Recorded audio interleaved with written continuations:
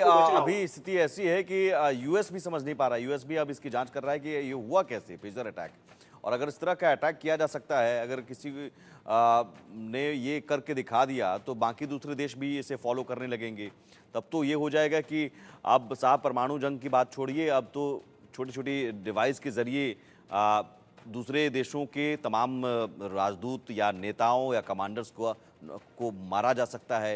ये अपने आप में एक अलग ट्रेंड और ख़तरनाक ट्रेंड चल पड़ेगा। इस बीच एक वीडियो सामने आया है, पेजर अटैक का नया वीडियो सामने आया है, और ये तस्वीर भी बता रही है कि देखिए, सब्जी खरीद रहा शख्स, पेजर उसके पास ब्लास्ट हो जाता है।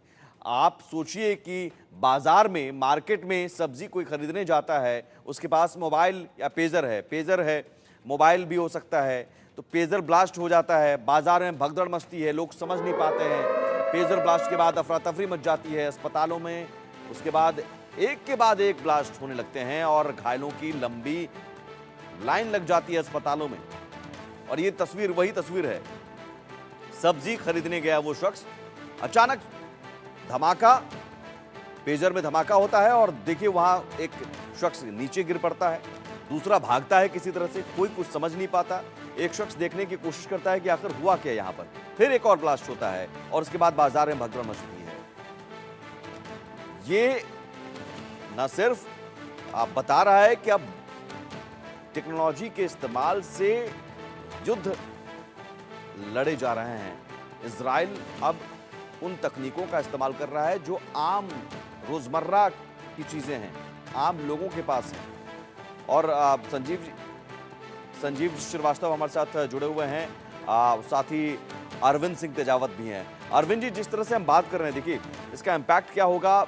बिल्कुल हिजबुल्लाह धमकी दे रहा है या फिर ईरान का रुख क्या होगा? अमेरिका अपील कर रहा है। ये तमाम तनाव की स्थिति तो बनी हुई है, लेकिन सबसे चौंकाने वाली बात यह है कि इस तरह जो आम रोजमर्रा के इस्तेमाल की चीज़ें हैं, डिवाइस हैं, कम्युनिकेशन डिवाइस हैं, मोबाइल ही हम ले लीजिए, मोबाइल हमारे पास है और ये मोबाइल अगर यहाँ पर रखा हुआ है, मोबाइल में हम कैसे समझें या पेजर में कैसे समझें कि ख़तरनाक चीज़ें नहीं हो सकती हैं? कोई दूर बैठा शख्स मोबाइल या पेजर या किसी भी कम्युनिकेशन डिवाइस की बैटरी को ओवरहीट कर सकता है क्या? ओवरहीट करके ब्लास्ट कर सकता है क्या? ये तो अलग ट्रेंड चल पड़ा।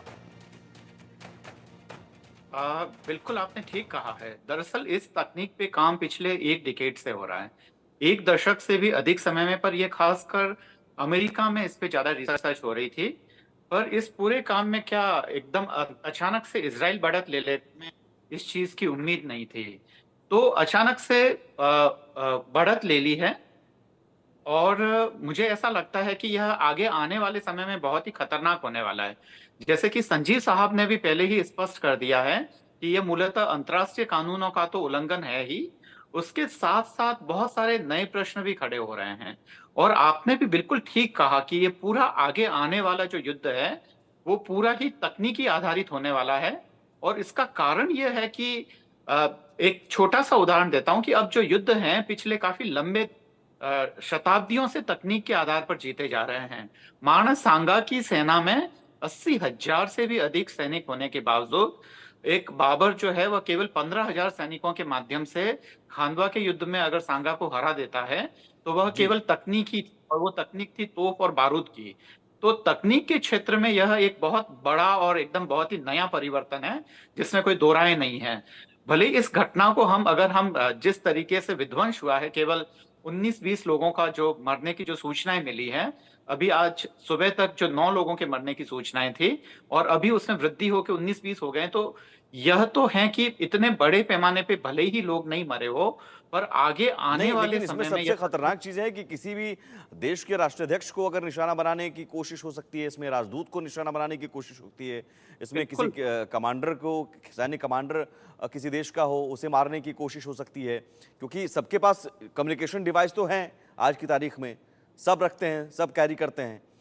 तो ये बड़ा खतरा इसलिए भी है कि ये जरूर मास लेवल पर नुकसान नहीं कर सकता है, लेकिन हाँ, दुश्मन देश के राष्ट्राध्यक्ष समेत तमाम कमांडर हों या राजदूत हों, एम्बेसडर हों, नेता हों, उन्हें खत्म करने के लिए ये एक नया ट्रेंड चल पड़ सकता है और ये बड़ा खतरनाक भी है। इस बीच ये खतरनाक ट्रेंड लगातार जारी है। लेबनान में पेजर ब्लास्ट हुआ। आप रहिए हमारे साथ, अरविंद जी और संजीव श्रीवास्तव जी भी बने हुए हैं। इस बीच बड़ी खबर, सीरिया में भी कई जगह पेजर अटैक हुआ है। पेजर ब्लास्ट से सीरिया में 7 लोगों की मौत हुई है। 2 देशों के राजदूत घायल हुए हैं पेजर ब्लास्ट में। जैसा कि मैंने कहा पहले भी कि ये राजदूतों को निशाना बनाया जा सकता है इस पेजर ब्लास्ट के जरिए, इस तरह के कम्युनिकेशन डिवाइस में ब्लास्ट के जरिए राष्ट्राध्यक्षों को, सैन्य कमांडरों को। तो ये युद्ध का एक नया स्टाइल आप इसे मान सकते हैं। तो पेजर ब्लास्ट में 2 देशों के राजदूत घायल हुए हैं, ईरान के राजदूत भी जख्मी हुए हैं। सीरिया में भी कई जगह पेजर अटैक, लेबनान के बाद। और एक और ब्रेकिंग न्यूज, बड़ी खबर, लेबनान में पेजर अटैक पर 4 थ्योरी सामने आई है और अभी इसमें जो चारों थ्योरी है उस थ्योरी को लेकर कोई पुष्टि नहीं, लेकिन पहली थ्योरी है कि ईरान में हैकिंग की गई। दूसरी थ्योरी ये कह रही है कि जॉर्डन में गड़बड़ी की गई। तीसरी थ्योरी है चूंकि मोटोरोला का ये पेजर था, मोटोरोला कंपनी और इजराइल की ये मिली भगत हो सकती है। चौथी थ्योरी, मोसाद जो खुफिया एजेंसी है, मोसाद ने विस्फोटक पेजर भेजे। ये चारों थ्योरी है। यूएस भी इसकी जांच कर रहा है और पूरी दुनिया भी इससे अचंभित है। पूरी दुनिया भी समझ नहीं पा रही कि आखिर ये हुआ कैसे। संजीव श्रीवास्तव और अरविंद हमारे साथ, अरविंद सिंह तेजावत जुड़े हुए हैं, विदेश मामलों के जानकार दोनों हैं। दोनों भी आश्चर्यचकित हैं कि आखिर ये हुआ कैसे, लेकिन ये खतरनाक ट्रेंड हो सकता है। अब आखिरी के 30 सेकंड में संजीव जी और अरविंद जी आपसे दोनों का कमेंट चाहूंगा, क्लोजिंग कमेंट चाहूंगा। सीरिया में भी अब ब्लास्ट, पेजर ब्लास्ट, वहां भी राजदूतों को निशाना बनाया गया है। ईरान के राजदूत जख्मी हैं। जी देखिए, मेरा ऐसा मानना है कि ये अंतर्राष्ट्रीय समुदाय को इस संदर्भ में एक गहरा संज्ञान लेने की आवश्यकता है।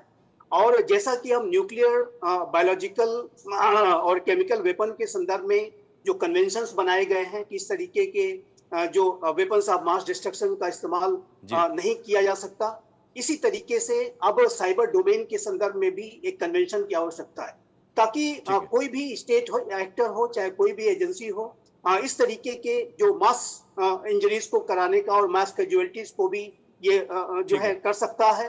और इस तरीके के कन्वेंशन की अंतर्राष्ट्रीय समुदाय को बनाने की आवश्यकता है कि जिसमें कैसे जो स्ट्रेटेजिक टेक्नोलॉजीज के जो दुरुपयोग को रोका जा सके। और मेरा ऐसा मानना है कि इसके संदर्भ में अंतर्राष्ट्रीय समुदाय को। ओके सर, अरविंद जी जल्दी से 20 सेकंड सर प्लीज, समय कम है, क्लोजिंग कमेंट।